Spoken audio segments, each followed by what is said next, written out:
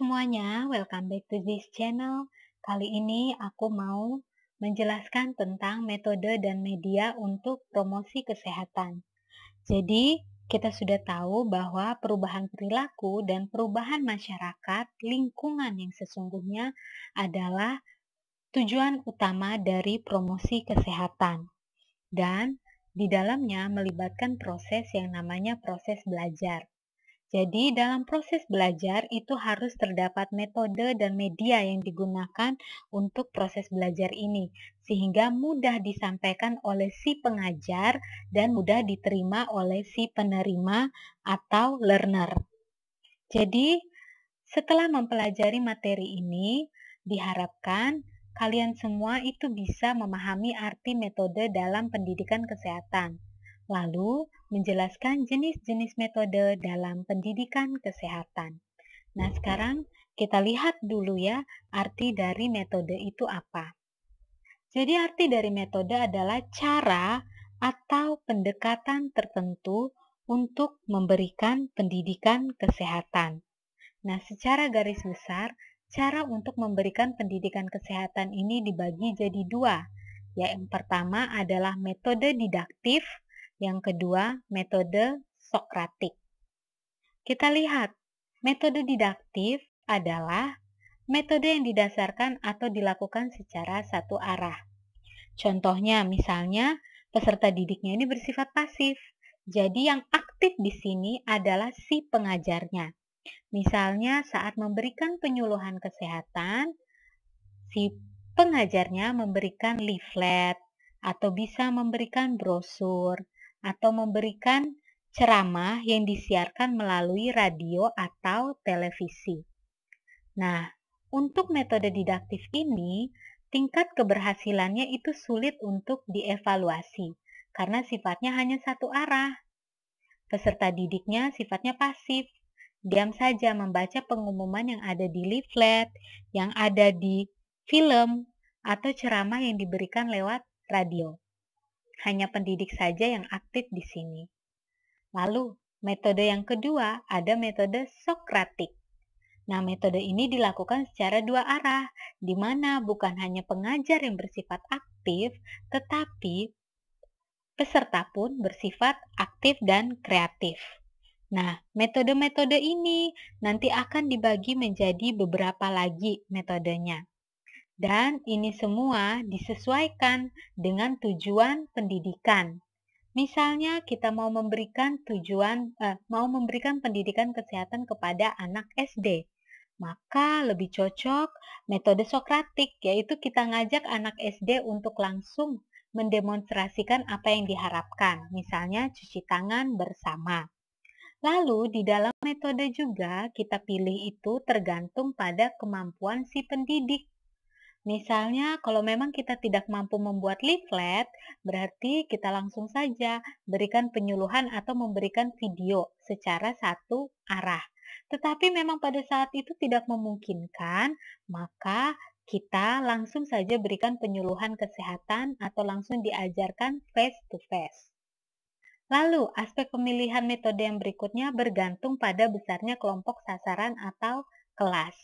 Kita tidak mungkin memberikan kuliah bila peserta yang mengikuti pendidikan kesehatan hanya satu orang. Dan harus disesuaikan dengan waktu pemberian atau penyampaian pesan, juga mempertimbangkan fasilitas-fasilitas yang ada. Misalnya, di kampung belum terdapat televisi, kita tidak mungkin mengiklankan pendidikan kesehatan di televisi. Atau di kampung tidak ada radio, kita tidak mungkin memberikan pendidikan kesehatan lewat radio, atau memberikan pendidikan kesehatan di kampung yang belum terjangkau internet, sehingga mau memberikan secara online pun tidak tepat.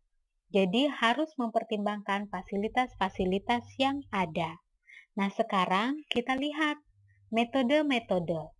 Metode pendidikan untuk individu, metode pendidikan untuk kelompok, dan metode pendidikan untuk massa. Kelompok ini biasanya sekitar 10-20 orang. Atau bisa sekitar lebih dari 3 orang. Sedangkan kelompok pendidikan massa itu lebih dari 20 orang. Kalau pendidikan individu, 1/1. Nah, ini untuk pendidikan individu. Cocok sekali kita berikan bimbingan dan konseling, karena ini hanya untuk sasarannya per 1 orang saja. Jadi, kita bisa mendiskusikan secara pribadi permasalahan yang memang dihadapi oleh si individu yang bersangkutan. Konseling dalam proses belajar bertujuan memungkinkan si peserta didik mengenal dan menerima diri sendiri. Ini cocok banget untuk peserta didik yang mungkin perlu pendampingan secara individual. Lalu, metode pendidikan berikutnya adalah wawancara. Wawancara dilakukan untuk menggali informasi. Mengapa ia belum menerima perubahan? Apakah tertarik atau tidak terhadap perubahan? Dan untuk mengetahui apakah perilaku yang sudah atau belum diadopsi memiliki dasar pengertian dan kesadaran yang kuat. Misalnya ada salah satu individu yang bebal, tidak berubah-berubah perilakunya. Cocok kita telusuri dengan cara wawancara. Selanjutnya, metode pendidikan kelompok. Itu ada ceramah, ada seminar, diskusi kelompok, curah pendapat, snowball, bus group, bermain peran, dan simulasi. Untuk ceramah, itu pidato yang disampaikan oleh seorang pembicara di depan sekelompok pengunjung atau pendengar. Misalnya, ada sekitar 3-20 orang di sana. Waktu menyampaikan informasi memang terbatas untuk ceramah, dan ini cocok dipakai kalau kliennya adalah orang yang dewasa. Lalu yang kedua, seminar. Seminar adalah suatu penyajian dari satu atau beberapa ahli tentang suatu topik yang dianggap penting dan biasanya dianggap hangat. Metode ini juga cocok untuk sasaran kelompok besar. Dengan pendidikannya cocoknya menengah ke atas karena bahasa yang digunakan di bahasa seminar itu agak ilmiah. Selanjutnya diskusi kelompok. Ini percakapan yang direncanakan atau dipersiapkan di antara 3 orang atau lebih dengan topik tertentu. Lalu curah pendapat. Curah pendapat ini berbeda dengan diskusi kelompok. Karena curah pendapat fokusnya menekankan kepada pemecahan masalah. Jadi setiap individu yang ikut mengeluarkan pendapat harus mengeluarkan pendapat untuk memecahkan masalah. Keuntungan dari metode ini bisa mendapatkan pendapat yang baru. Tetapi terkadang orang yang memberikan pendapat suka lepas kontrol. Tetapi metode ini bisa dipakai untuk orang banyak, ya di dalam kelompok ukuran 3-5 orang dan tidak menyita waktu. Selanjutnya snowball. Snowball ini misalnya ada diskusi di antara 2 orang dulu. Setelah 2 orang berdiskusi, mendapatkan pendapat baru, lalu dia akan berkumpul dengan 2 orang lainnya menjadi 4 orang. Lalu menyimpulkan kesimpulan yang baru, dikumpul lagi dengan kelompok lainnya menjadi 8 orang. Sampai membentuk suatu kesatuan setelah disatukan pendapat mereka masing-masing. Sehingga dari kelompok kecil menjadi kelompok yang lebih besar. Lalu bus group. Bus group ini adalah pendapat antara 2 orang saja, saling berdiskusi. Bus group biasanya mengawali proses terjadinya snowball. Bermain peran. Bermain peran ini adalah role play, di mana para penyaji atau pemberi materi memainkan sebuah situasi dalam hidup manusia. Bisa saja dipakai secara spontan atau perlu persiapan sebelumnya. Metode ini biasanya digunakan apabila peserta perlu mengetahui lebih banyak tentang pandangan yang berlawanan. Selain itu juga lebih mudah untuk menunjukkan apa yang perlu dilakukan oleh peserta dari pendidikan kesehatan tersebut.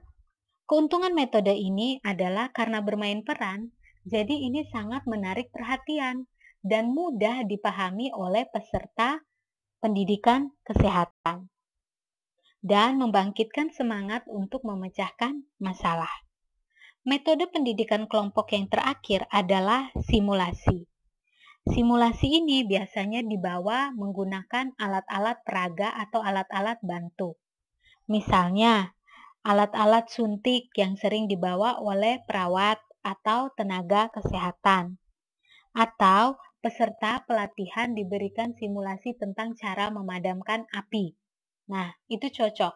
Tetapi bedanya bermain peran dan simulasi biasanya lebih banyak membutuhkan alat peraga.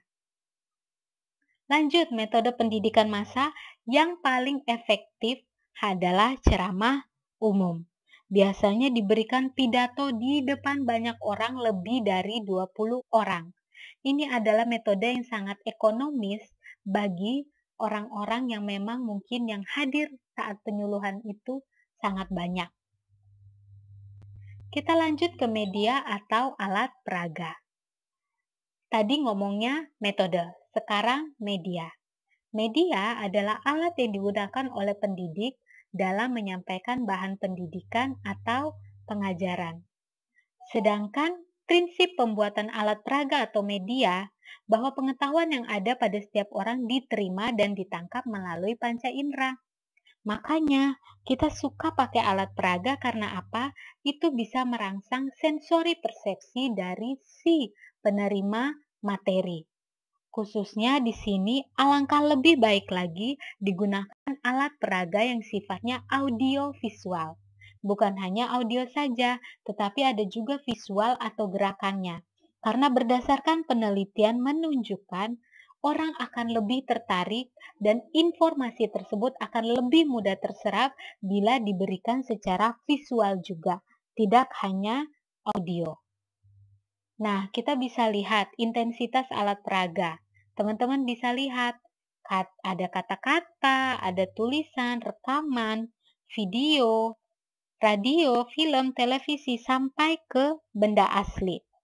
Nah, dari alat peraga ini, yang memiliki intensitas paling tinggi adalah benda asli. Sedangkan yang memiliki intensitas paling rendah adalah kata-kata. Hal ini berarti menyampaikan materi secara kata-kata saja sebenarnya tidak cukup dan kurang efektif. Sebaiknya ada benda tiruan, ada benda asli, lalu ada sandiwara di sana. Nah, makanya metode yang enak digunakan sebaiknya pakai role play atau simulasi agar orang-orang mudah mendengarkan, mudah menerima informasi tersebut dengan baik, sehingga penggunaan metodenya akan lebih efektif. Manfaat alat peraga. Bayangkan saja bila yang diberikan pendidikan kesehatan hanya mendengarkan Anda berbicara, tanpa ada alat peraga di depan. Biasanya, para peserta audiens akan memperhatikan kembali apabila terdapat video atau alat peraga di sana yang bisa menimbulkan minat dan sasaran. Lalu orang akan lebih banyak yang menonton. Alat peraga juga bisa mengatasi banyak hambatan dalam pemahaman. Karena apabila kita hanya menyuruh peserta untuk membayangkan, bisa jadi bayangan dari peserta itu berbeda-beda antara satu dengan yang lainnya. Saat diberikan peraga, peserta akan lebih mudah memahami. Lalu alat peraga dapat merangsang sasaran untuk meneruskan pesan kepada orang lain, sehingga si penerima informasi saat itu bisa menjelaskan itu ke orang lain lagi dan memudahkan untuk penyampaian informasi. Selain itu, memudahkan penerimaan informasi oleh sasaran. Intinya, lebih mendorong keinginan untuk mengetahui, untuk mendalami, dan mendapatkan pengertian yang baik, serta membantu menegakkan pengertian yang diperoleh dengan alat peraga. Bayangkan kalau misalnya kita mau mengajarkan cara memadamkan api. Bila tidak ada apar di sana, otomatis akan sulit membayangkan atau menyuruh orang membayangkan bagaimana cara memadamkan api. Inilah macam-macam alat bantu. Ada alat bantu lihat, nah atau visual aids. Contoh dari alat bantu lihat ini misalnya kita memberikan slide dan di sana ada LCD proyektor yang membantu untuk menghubungkan slide yang ada di laptop dengan LCD sehingga bisa dipantulkan informasi yang akan kita berikan. Atau zaman dulu belum ada LCD, bisa menggunakan overhead proyektor atau OHP. Lalu alat bantu dengar. Alat bantu dengar ini seperti tab atau seperti piringan hitam atau seperti radio. Tetapi ini sudah agak jarang karena pendidikan kesehatan pun jarang diberikan melalui satu arah saja sekarang. Maksudnya melalui radio, karena orang lebih suka melihat ada gambarnya juga. Lalu ada alat bantu audio visual, seperti TV, film, dan video. Selanjutnya ada alat bantu media cetak, kayak leaflet, flip chart, poster, banner, booklet. Nah, itu adalah alat bantu. Media elektronik seperti radio, televisi, video, film strip, ada media papan, billboard, atau spanduk atau reklame yang dipasang di sudut-sudut kota atau di tengah kota. Dan ada media hiburan, misalnya kita memberikan penyuluhan kesehatan dengan pentas drama atau pentas seni, tradisional maupun seni yang sifatnya sudah modern. Ya, itu saja penjelasan tentang hal-hal yang bisa digunakan untuk membantu pendidikan kesehatan. Semoga ini bisa berguna dengan teman-teman semuanya di dalam memilih metode-metode yang tepat serta media yang pas untuk sebelum memberikan penyuluhan kesehatan. Dan ini sangat berguna nanti di saat kalian semua menyusun satuan acara pembelajaran sebelum memberikan penyuluhan kepada sasaran yang dituju. Oke, aku harap video ini bisa membantu. Ciao dari Ines Dawo.